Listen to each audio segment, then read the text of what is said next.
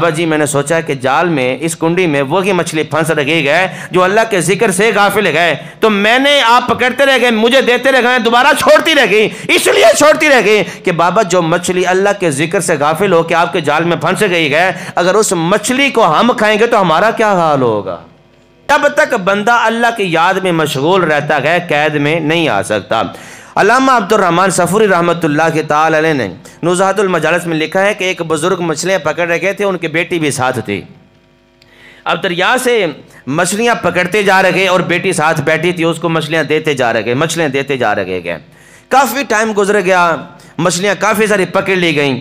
اور ہوا یہ کہ بزرگ بابا جی مچھلیاں پکڑ رہے تھے، بیٹی کو دے رہے تھے، اور بیٹی ادھر سے مچھلیاں پکڑ کے پھر دریا میں ڈال رہے تھی۔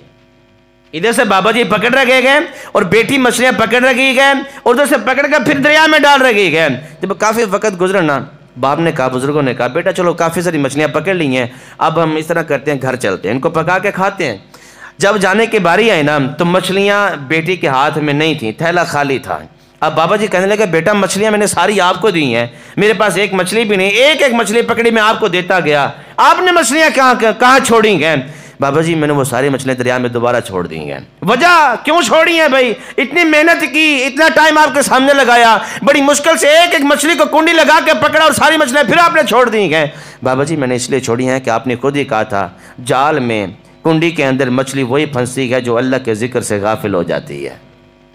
مچھلی وہی کنڈی کے اندر جال میں آ کے پھنس جاتی ہے جو اللہ کے ذکر سے غافل ہو جاتی ہے۔ بابا جی میں نے سوچا کہ جال میں اس کنڈی میں وہی مچھلی پھنس رہی ہے جو اللہ کے ذکر سے غافل ہے، تو میں نے آپ پکڑتے رہ گئے، مجھے دیتے رہ گئے، دوبارہ چھوڑتی رہ گئی، اس لیے چھوڑتی رہ گئی کہ بابا جو مچھلی اللہ کے ذکر سے غافل ہو کے آپ کے جال میں پھنس گئی ہے، اگر اس مچھلی کو ہم کھائیں گے تو ہمارا کیا حال ہوگا؟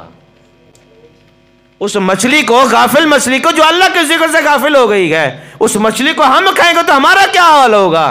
یہ ایک سبق ہے، جال میں، کنڈی میں پھنستا وہی ہے، مصیبت میں پھنستا وہی ہے،